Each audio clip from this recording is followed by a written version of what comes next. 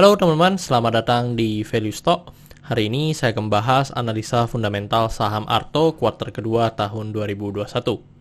Oke, ini disclaimer-nya. Yang pertama, ini merupakan sharing analisa fundamental, bukan ajakan beli jual ataupun suatu saham, dan keputusan investasi ada di tangan teman-teman selaku investor.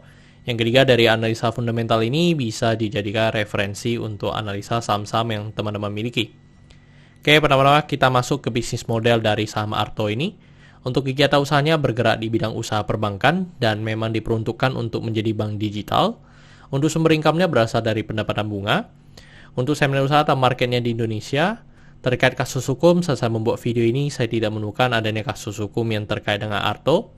Untuk kepemilikan saham dimiliki oleh PT Metamorphosis sebesar 29,81%, PT Dompet Karya Anak Bangsa sebesar 21,4%, Wealth sebesar 11,68%, GIC sebesar 9,12%, dan sisanya dimiliki oleh masyarakat sebesar 27,99%. Dan kita bisa lihat dari segi pendapatannya untuk secara kuartal kedua mengalami kenaikan yang cukup signifikan ya, sebesar 288%. Dan saya asumsikan kuartal keempat yang memiliki kinerja yang sama dengan kuartal kedua, maka sampai akhir tahun akan mengalami kenaikan sebesar 256%.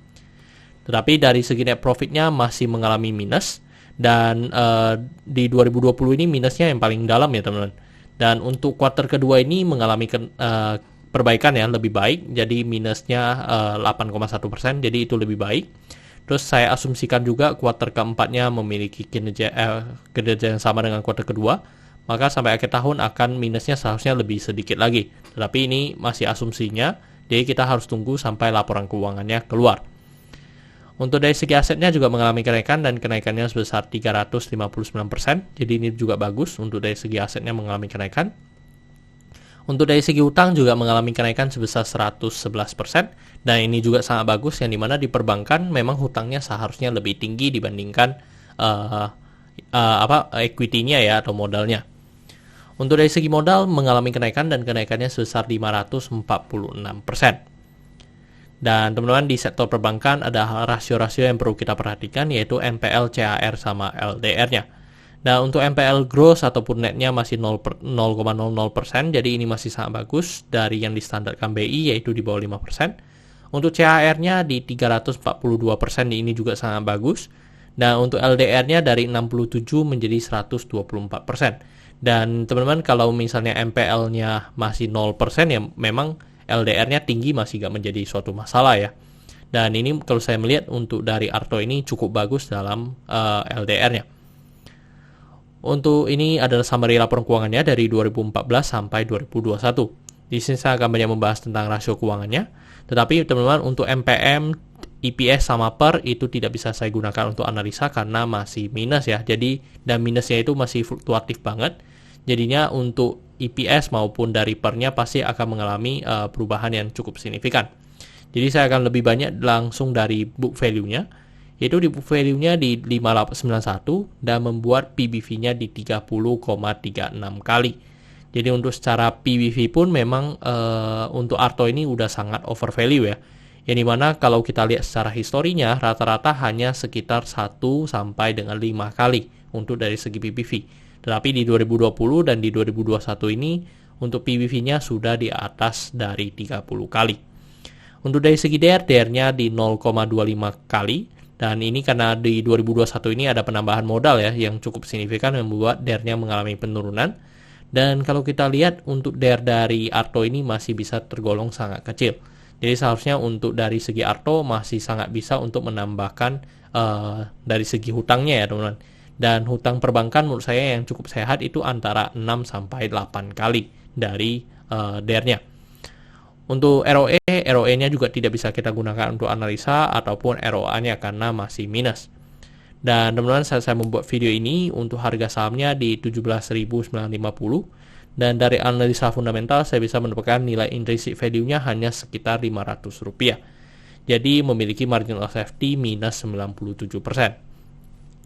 Dan ini kesimpulannya. Yang pertama dari produk dan jasa saya berikan oke karena saya melihat perusahaan ini seharusnya masih bisa bertahan ya 5 tahun ke depan.